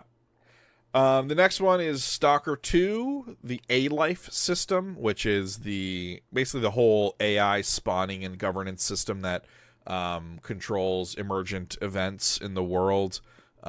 It's broken. It doesn't work. So it's bad. I would agree with that. Non-functioning mechanics are usually bad. Yeah. Like they'll patch it. They already have patched it and fixed some of the problems with it, but it's not functioning in the way that they're promising that it functions. So it doesn't feel like a real live world. Like you can see through the seams very quickly playing it. And so it kind of ruins the whole experience of like role playing in that world as a stalker and going on cool missions and shit when like you're coming across the same groups of enemies or they're just like spawning in a field to your left and like you can see them spawn in as you're walking along. It kind of ruins it. So I'm waiting to play it until they fix a lot of that stuff. Yes, as am I. But that's definitely a bad one because it's broken. Yep. The first Descendant. This is a bit. So we talked about with Final Fantasy VII, we can't just like nominate the open world, right? Because that's not really a mechanic. This is sort of skirts the line. But I wanted to call out the hub design of like your home hub base, right? Because it's multi-level. There are, no joke, over 20 different vendors. It's crazy. And everything is spread out. You have to run from one point to the other. It just creates this like, and you spend a lot really of time in that hub.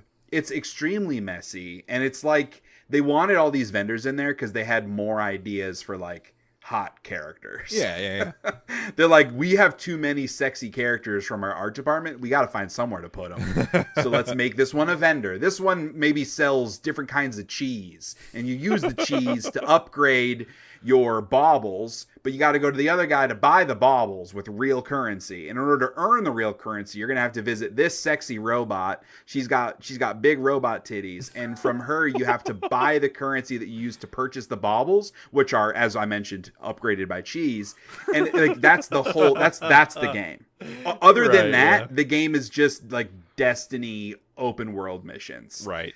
And so when you spend so much time in this hub area, the layout of it really matters. And add on top of that, just that it's like a borderline gacha game in the way that you're leveling shit up and unlocking characters. Kind of, it just creates that unnecessary vendor problem of having too many of them. But even like if you're going to have 20 vendors, making me run around a giant area and having so many fucking icons on my screen that I can't see the hot characters that you want me to see is super frustrating. Yeah. This next one is also a little bit of a cheat. This game didn't come out in 2024, but the HD quote-unquote remaster quote-unquote did, and that's The Last of Us Part 2. I didn't get to talk about this when this game came out because we weren't doing the podcast when this game came out, but I fucking hate the dogs and the stalkers in this game. So the dogs hunt you when you're trying to use stealth, and the stalkers hunt you when you're trying to use stealth. And I want to be able to stealth in my stealth action game. And it's really frustrating to not be able to stealth. That's dumb. That's a bad mechanic. I get it. You needed to add new enemy types and add new shit to your sequel. That's the wrong way to go. Super frustrating. I will say I also hate the dogs. That's because you got to kill them, man. You got to kill them. That also feels bad. Fucking that also feels bad.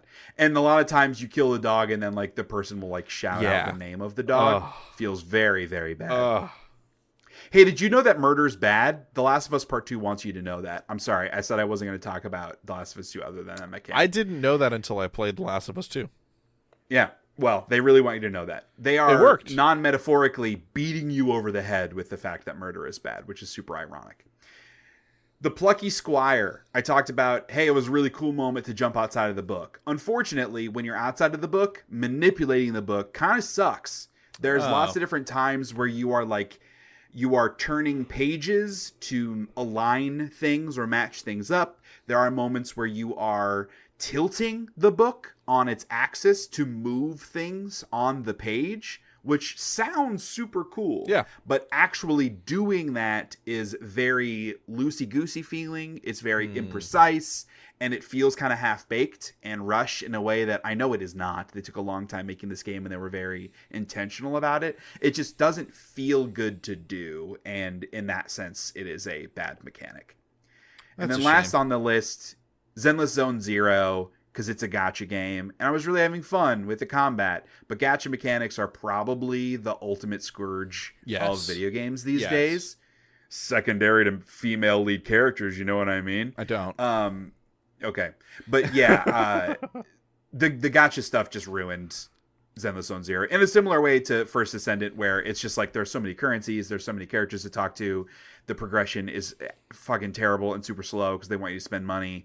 Everything is random. That part of it just really, really sucks. And an otherwise super fun combat game, which Zenless Zone Zero has going for it, and First Descendant certainly did not.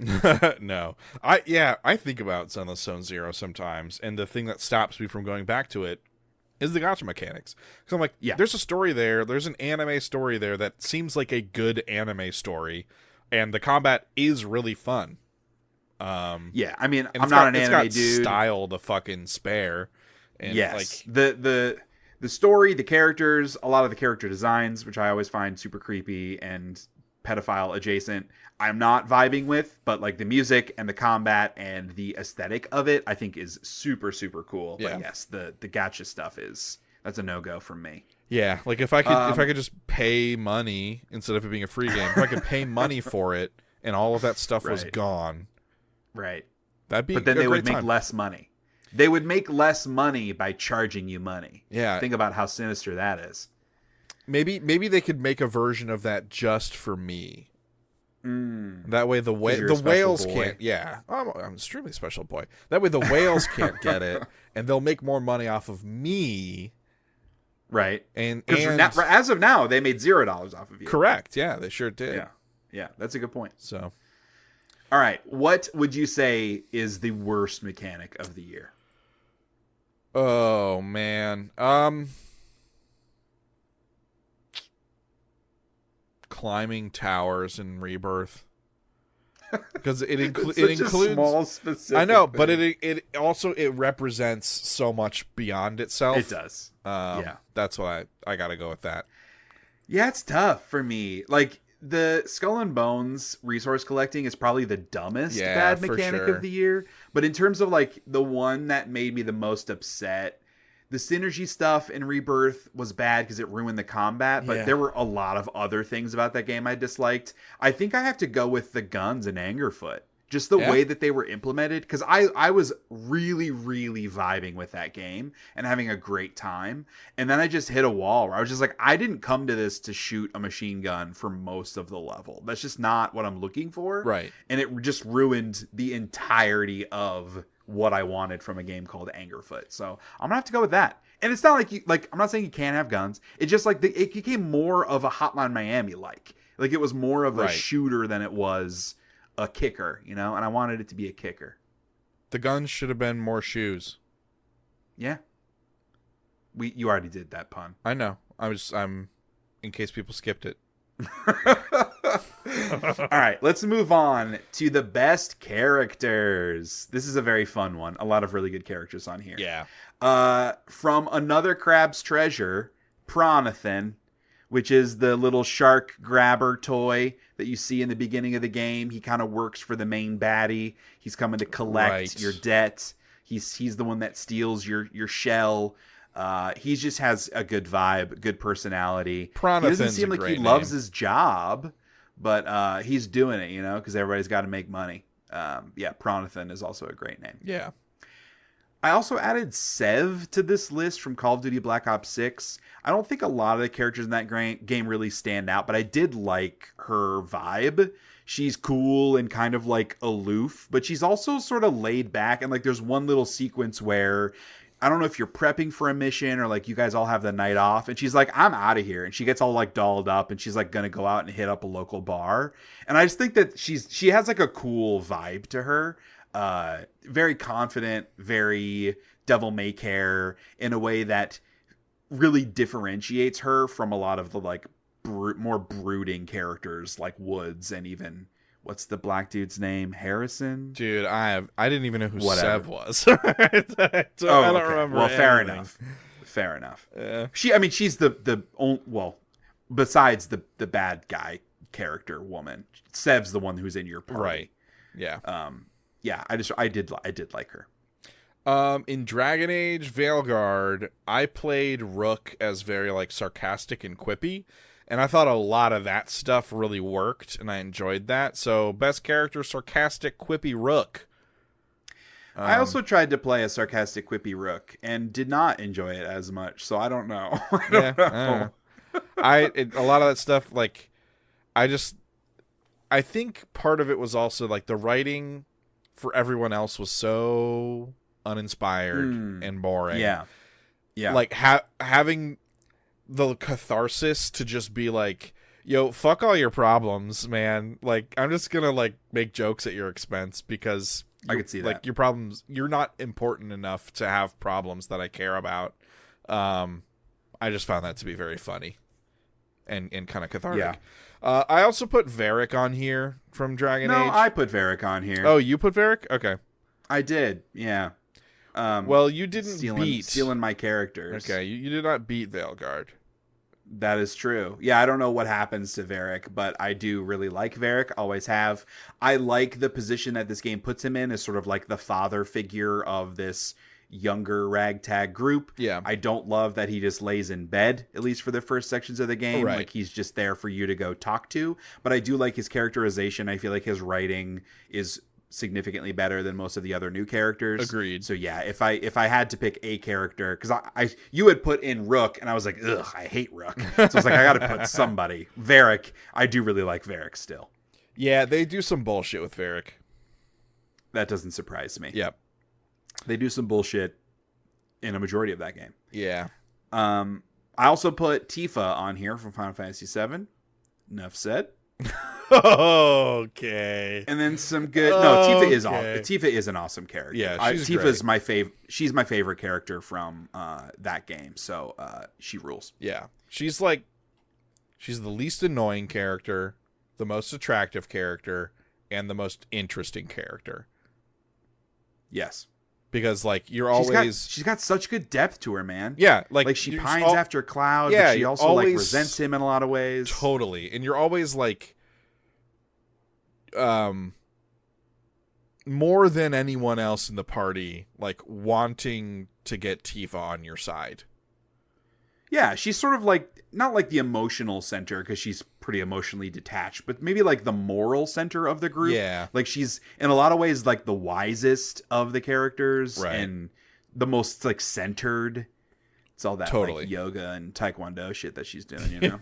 Probably, yeah. It works. All right. We got a bunch of Indiana Jones characters. Yeah, I have a few from Indiana Jones. So Emmerich Voss, the main baddie. It's a German. Emmerich Voss. I think he is such. So he can be very menacing early on. Mm-hmm. And I'll again need to keep it light on detail for Shea's sake. They have he's a Machine Games villain. Yeah. And they have a lot of fun with Emmerich Voss. And I, in turn, had a lot of fun with Emmerich Voss throughout that journey. I just got introduced to him at like the end of the whatever cat mummy quest line. I'm a big fan of him thus far. He is the perfect balance between actually intimidating and like mustache twirly cringe inducing. That, like you said, Machine Games is very deft at towing that line. Yep. So I'm super excited. I'm excited for like the interactions that I'm sure Indy's going to have with him. Yeah. Father Antonio, who's like I put Father Antonio on here. Yeah. And this was before you had put Voss and another character that we'll talk about in a sec. And I was like, I got to pick somebody from Indiana Jones because I like this game. And Father Antonio, he's just got good vibes. He's to him. awesome, man. He likes his music. He's actually a good person, which is extremely rare in the early parts of that game. Yeah, he's just a fun-loving priest. He's like trying to do good within the system. Yeah, he's awesome. Yeah, Father Antonio rules. The third character I wanted to nominate from Indiana Jones is Victor Gantz, who is another one of the villains. He's like the main German officer. Whereas Emmerich Voss is like, I believe, like civilian scientist, historical researcher kind of guy. Victor Gantz is like an actual officer in the German army. And he is way over the top alpha male. Yes. What was that? Oh man, what was that line you put in Discord earlier? Yeah, I was gonna mention it because Emmerich Voss just happened says to me today. About Victor Gantz. Yeah, it's my favorite line from this game so far. Voss is talking about Gantz to like his driver or something, and he's like, I'm going to do a bad German accent. He's like, remember this, there's no one more easy to manipulate than an insecure male. And talking about Gantz as being this insecure male. And I was like, yep, Machine Games knows its audience, bro. Yeah, for sure.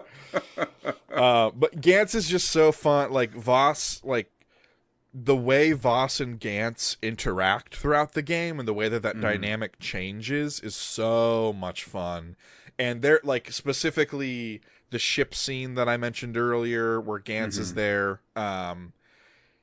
What his character does and how he like how he becomes an extreme version of himself is very fucking funny. And just he's the butt of many a joke throughout the campaign, and he's just a great character to hate. We need to move on because I need to finish this podcast so I can go play more Indiana Jones tonight. Yeah. Because I'm just talking about this. That game is awesome. I want to play. Yeah, dude. I think all the rest of these are mine actually on here, so I will talk about them. Oh, you're quickly. right. Yeah. I have two characters from Little Kitty Big City, which is an adorable game I played with my kids this year. First one being the Chameleon. So this is a character who hides throughout the whole game, and there's sort of a little side quest where he's challenging you to find him. And he thinks he's this, because he's a chameleon, he's like, oh, I can adapt to any situation. And he cannot. He's always super brightly colored and standing out very obviously, but he gets mad at you for how easily you find him. He's very charming. I believe he's wearing a top hat, because of course he is. He's just a really fun, kooky kind of character. Nice. And then also Tanuki, who is a Tanuki. If you don't know what a Tanuki is, go play some Super Mario Brothers 3, or you can just know that it's like a Japanese raccoon, basically. And the Tanuki in Little Kitty Big City creates a portal system because she loves to experiment with like dimensionality and time, like Tanukis typically like to do. And she basically creates the fast travel system for you in the game. Nice. But she has this sort of, this is going to sound like a very weird categorization, but she has a little bit of like the Manic Pixie Dream Girl attitude, that she's very like bright-eyed, experimental. She has big dreams. She's chasing them. She's also extremely quirky. It's just a very fun, charming character that you interact with fairly regularly. She gives you some quests, and you become sort of her unwilling test subject in a number of ways, where she tries to transport you to a certain place. She fails. You have to figure out how to get out of there. She does not take accountability for doing it wrong. It's very fun. The whole game, it's a game made and directed primarily at kids, so it's very fun, loving. Right. But those two characters are the ones that stand out. There are many great characters in that game. Okay. It's worth saying. I also added Neva from Neva on here. Probably an obvious choice. Getting to see her sort of grow up and how you interact with her throughout the game. She also gets additional mechanics as time progresses, which is a really cool way of using it. You play as the human character, but as you go along, Neva gets these abilities where you can sort of like shoot her at distant enemies or to solve puzzles and things like that. And seeing her as a little pup, like she jumps around and plays as you're running and platforming. And there are certain sequences where like you have to go back and get her and help her to get, because she can't make the jump that you made. Right. And then as she gets older, she runs ahead of you, right? Because she's more confident. And just seeing that character really build in a game with no dialogue is super cool. Yeah. Game with lots of dialogue, Tales of Kenzera Zhao. I'm nominating Zhao, the titular character. He's the character you play as in the game. I think this game has a lot of really good writing to it. For those that don't recall, this is a game made by an actor. I think he was the main dude in Assassin's Creed Origins, maybe. But he's been a voice actor. I think he's in House of the Dragon also. But he created a studio because he wanted to make a video game, and this kind of came out in a way to honor his dad, who was recently deceased. And the titular character Zhao is on this journey. He is this like African shaman, and his dad was also a shaman, and he's on this sort of journey to honor his father and sort of put to rights a lot of the negative things that have been happening in Africa with the like mystic deities that are all made up, or I'm sure they're part of some African mythology somewhere. But he goes on a really cool arc throughout the game, interacting with his sort of shaman mentor that he had, who is a ghost effectively now. But he just has a lot of growth as a character. Starts out pretty like frustrated and a little bit angsty, and sort of really matures in the way that he's thinking about his journey and the way he thinks about his dad and sort of the impact he can make. Just a really well-written character. Okay. From Thank Goodness You're Here, I put Roger Peelings, the greengrocer, who I mentioned in the best moment category. He loses his fucking mind in that sequence and goes crazy, and it is probably the funniest thing that I experienced in that game. So Roger is okay in my book. And then 3 quick characters from Plucky Squire, which again, I think there's a lot of really good side characters in this game. Minibeard. So Moonbeard is the Gandalf of this game. He's sort of the mentor of your little party of characters. He's helping you along, telling you what to do, giving you advice. And Minibeard is a mini version of him. It's sort of like a toy. He's real, but he's like a little toy version. And one of the reasons that I loved him is because this is a deep cut reference for everybody out there. Most people aren't even going to get this. So I voiced all of the characters while I was playing this game with my kids. Okay. And Moonbeard, he's got this like big blue oversized cloak and a gray beard. He's also wearing sunglasses and like a backwards cap. And so I gave him very much like a surfer dude sort of vibe in the way that he talked. And then when they introduced Minibeard, I was like, fuck, what am I going to do for Minibeard? How am I going to differentiate this? And I was very specifically inspired by an episode of Parks and Recreation where, who's Chris Pratt's character in that show? I don't remember. I've never seen Chris it. Pratt's character in Parks and Recreation. There is a scene in an episode where they are trying to fundraise for Leslie Knope's political election, basically. And Chris Pratt's character, Andy Dwyer, he's there with all of the donators, and they're going to watch Leslie's speech, but the internet goes out. And so instead, Andy's like, don't worry, I'll like entertain them. And to entertain them, he starts reenacting his favorite movies. And one of the movies that he reenacts is Rambo: First Blood. And his impersonation of Sly Stallone is a direct inspiration for how I voiced Minibeard when I did it Plucky Squire. Okay. And that is like this. Hey, where do you think you're going? Why do you think you're going to get away with it? And so that's how I voiced the character. So Minibeard rules. Nice. That was a really long description of that character. Yeah, dude. Long walk, but we got there together. The one person that followed that all the way through is going to appreciate it. Thrash is one of your sidekicks. You play as Jot. You have a sidekick who is Violet, who I think is kind of boring. She's like she's actually smart and good at what she does and really cool, and she wants to be a magician. And then there's Thrash, who I did as, he's like a rocker dude, man. Like, this is how he talks. And he's a drummer, which I also really liked. He is an orc. He's from like the mountain orc clan. So he's got a lot of that sort of vibe to him. Okay. And he's just like a fun-loving sort of badass guy. And then the last character is Tumba, is how I pronounce it. I don't know if it's Tumba, but he's this chubby little flamingo that you enlist through in one of the chapters to help you out. He's just like the chibiest, most adorable little dork character in this game. I think he has like a guitar on his back, and he's just really fucking cute. And I'm a huge Tumba fan. Always will be. If Tumba has 1,000 fans, I'm one of them. If Tumba has 0 fans, I'm dead. As the saying goes. Okay. So those are all of the best characters of the year in our estimation. Who's your favorite character? Probably Emmerich Voss from Indiana Jones. I love to hate him, man. Especially at the end. He becomes more and more manic in the way that, both Machine Games villains do, but also Indiana Jones villains do. And as he becomes that like heightened version of himself, I became more and more endeared to hating him. Yeah. I think when all is said and done, he might be my favorite character. If what you're saying about him, what I experienced so far, he seems like he's awesome. But for now, having not finished it, I have to go with Mini Beard. Okay. Mini Beard's a great. His writing is very funny and good memories with my kids. Nice. All right, everyone's favorite category, Okayest Game. Yay. These are games that are like 7 out of 10. Yeah. Solid 6.5 to 7.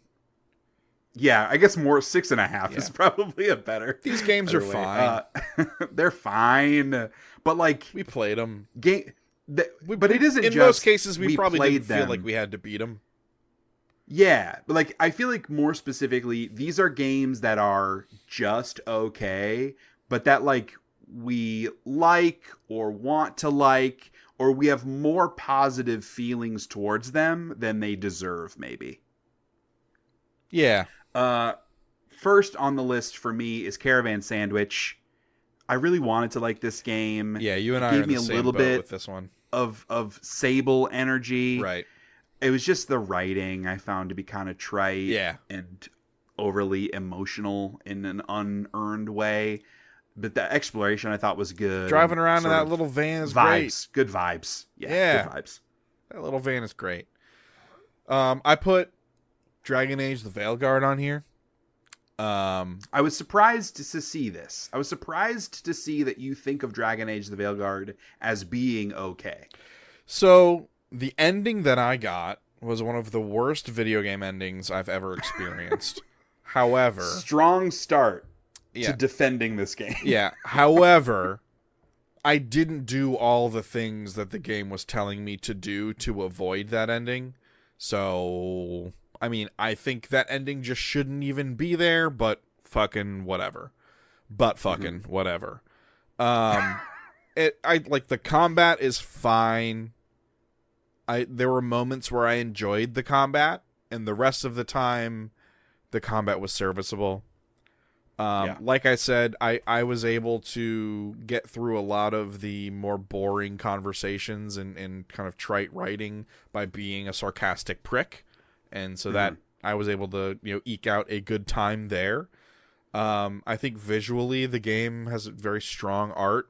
I don't like the art all that much, but I think from a fidelity perspective and a style perspective, they're very consistent. Has a strong style, consistent style. And I think they put this video game together, and it was, it is playable from start to finish. And I think that that's okay. I think that's okay. Ringing endorsement. That's what this category is, dude. No, I know. I have way more negative feelings about the Veilguard than calling it okay. Yeah. I also I played it for God, I spent 25, 28 hours on that game. So you have to justify it to yourself. No, I'm just saying, like, I saw a lot more of it than you did. Yes, but I saw enough of it to know that it's bad. If that's the argument you're gonna make. Again, I think pockets of it are bad, and then other pockets of it are totally fine. Yeah, sure.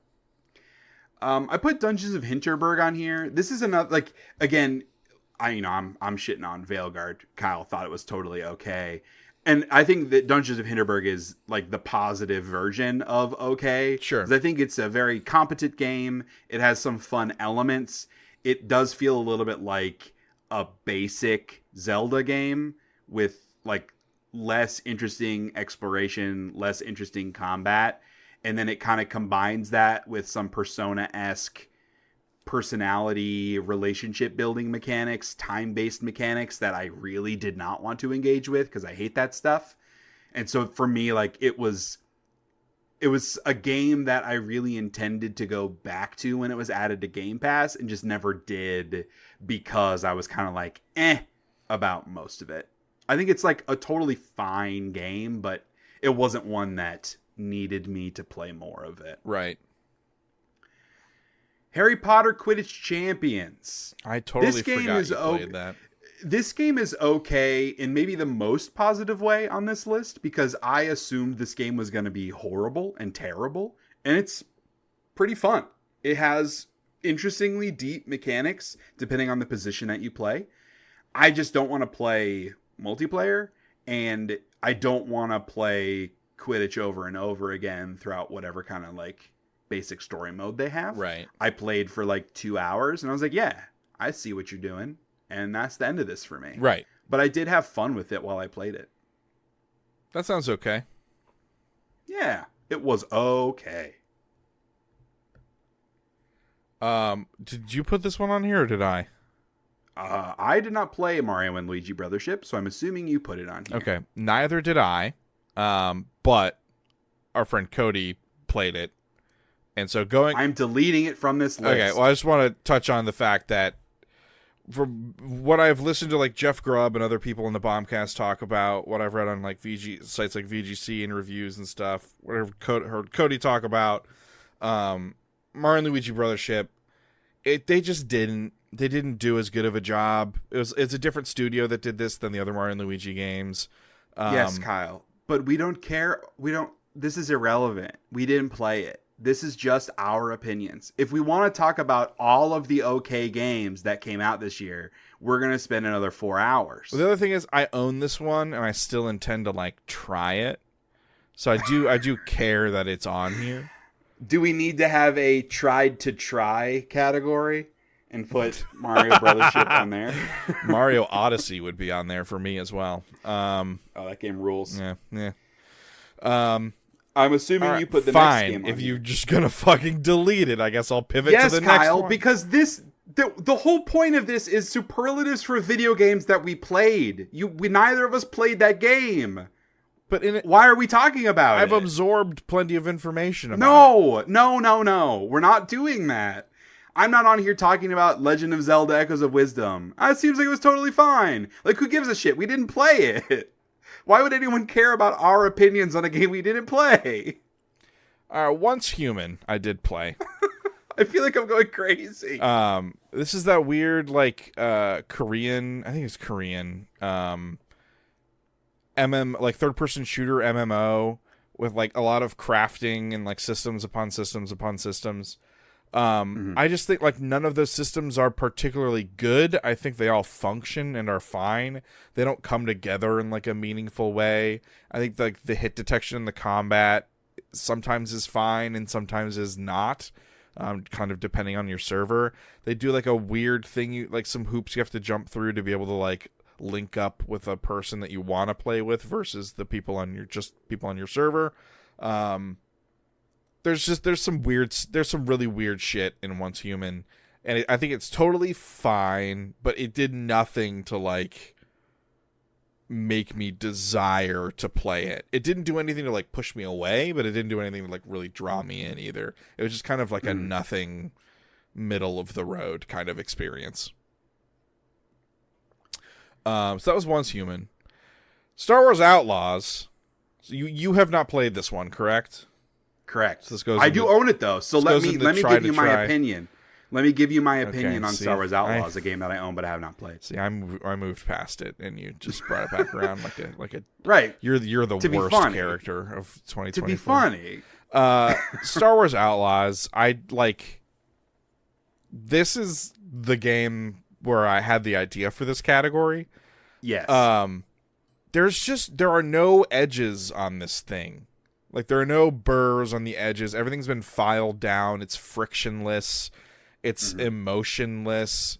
I would say the game is at its best when you're just kind of like walking around and looking at it, kind of like as a diorama, because it looks fantastic. The soundtrack is fantastic.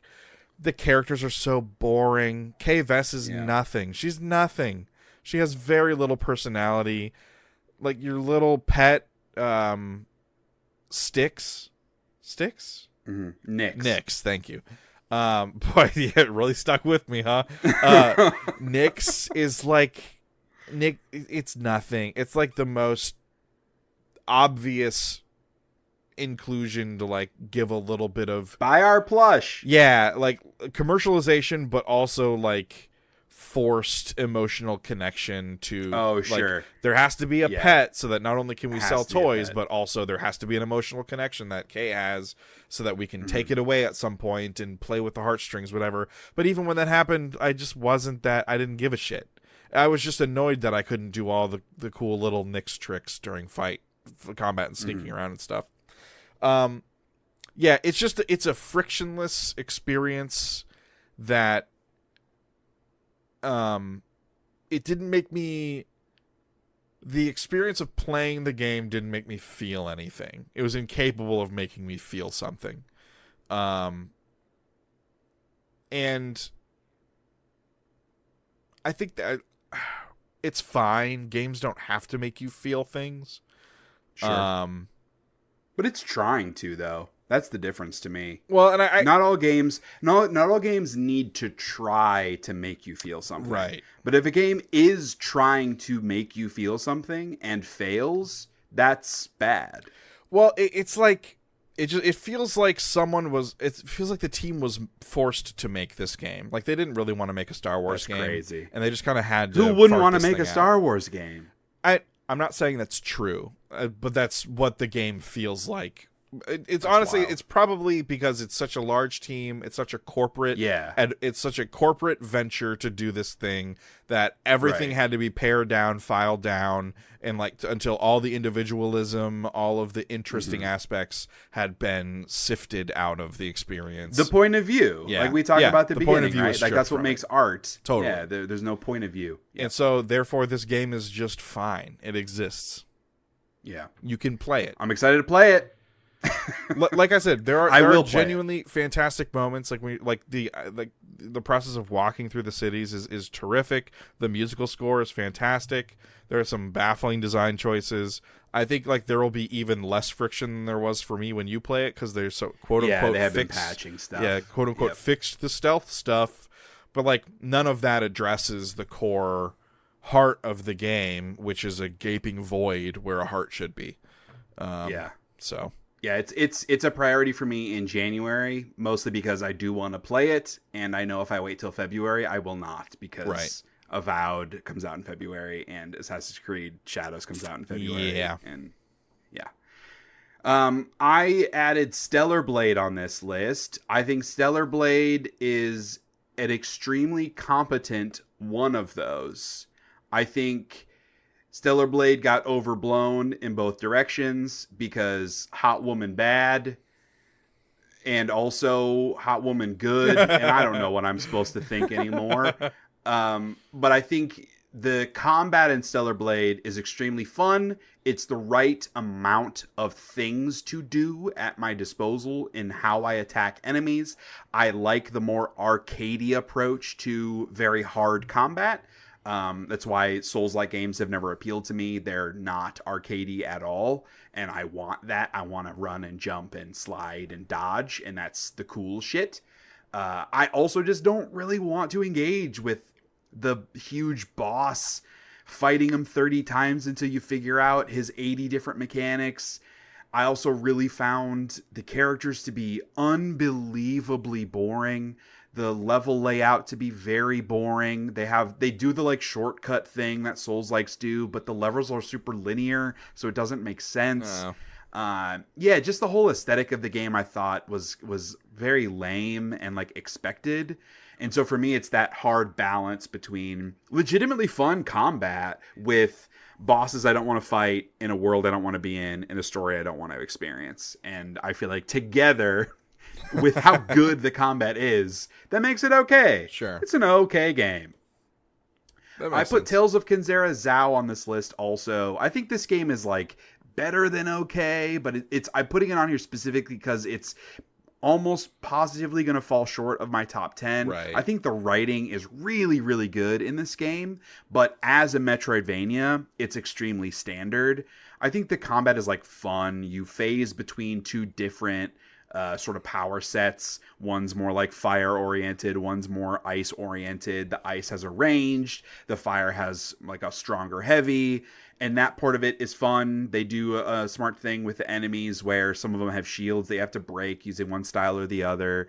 You also use special abilities as each character in the platforming and in the puzzle solving, so there's a lot of like switching on the fly to solve stuff. It's all like very well constructed. It's just not super inventive or differentiated other than African mythology, which is cool and interesting and fascinating, and this sort of singular character story about Zhao, which again I think is very well written. It's just like as a video game, it's very 7 out of 10. So it's not going to make my top 10. I do want to say good things about it, so that's why I brought it up earlier. We'll bring it up again, and I think it exists in an okayest game factor as like a compliment in a way. Okay.